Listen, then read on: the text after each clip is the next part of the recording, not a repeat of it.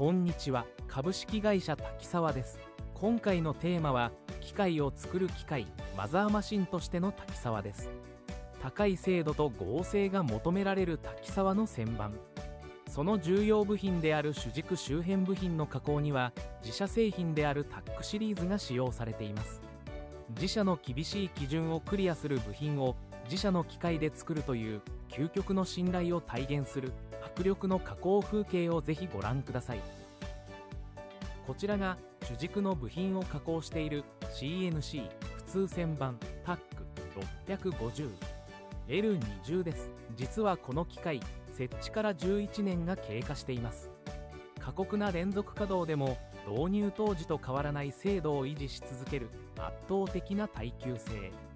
滝沢ではこの機械への絶対的な信頼があるからこそ、設備の入れ替えは30年という長いスパンで行っています。このタックシリーズは NC プログラムの知識がなくても対話式で加工プログラムが作成できることや、汎用旋盤の感覚でハンドル操作も行える操作性の高さが加工現場で強く支持されています。この動画では滝沢の旋盤の心臓部を支える部品、スピンドルケースの加工をご紹介します。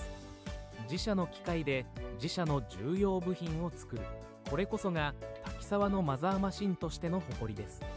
カタログのスペックには欠けない機械の光合成と重切削能力をぜひ実際の音と分厚い切り子を通してご覧ください。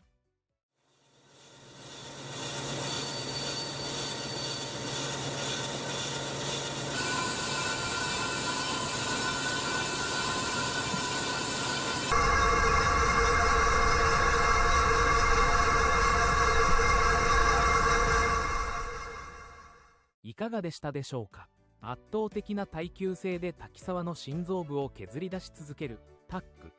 650。自社の機械で自社の重要部品を作るからこそ生まれる究極の信頼をお届けしました。最後までご覧いただきありがとうございました。